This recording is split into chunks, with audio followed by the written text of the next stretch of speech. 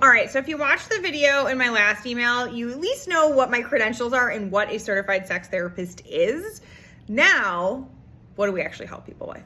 So this is mostly just gonna be a list for you to kind of get you thinking, because I don't think this is something we usually think about unless it becomes a pretty big issue. And I would like to encourage people to come see me before it becomes a really big issue.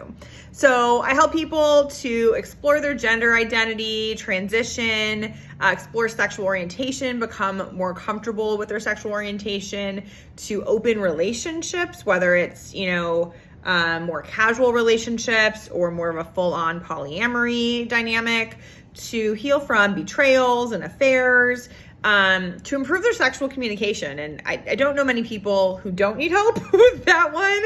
I think we all grew up where it wasn't, most of us anyways, where it wasn't super encouraged to talk openly about sex. And so I think that's one we could all use some work on. If you have interest in kink and BDSM and you want to explore that, maybe you want to figure out if something is healthy for you, or maybe you have a partner where one of you is more kinky and one of you is less kinky, and you're trying to figure that out. You might be healing from sexual trauma and want some support with that so you can have the sex life you want now and really enjoy it and feel safe and healthy. You might be wanting to work on libido, whether you feel like, oh my God, I'm like hypersexual and it's interfering, or if you feel like it's on the low end and it's interfering in that way and you're just not feeling like your best self or connecting with your partner.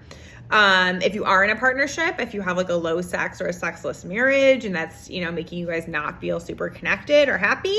Or if you're somebody who's maybe already comfortably polyamorous or a sex worker or part of the BDSM kink community, and you just want a coach or therapist who gets it and you don't really have to spend your time educating them or worrying if you're going to be judged. You might also feel like you're somebody who avoids, sex and relationship for whatever reason. You want to figure out why and kind of work through some of those obstacles. Or you might be somebody who's struggling with compulsive behavior with porn or masturbation or sex with other people in or out of a relationship.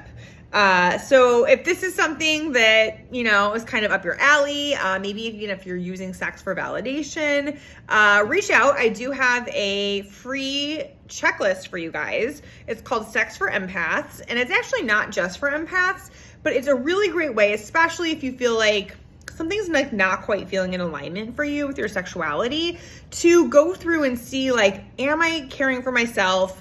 Am I sort of aware of the other person?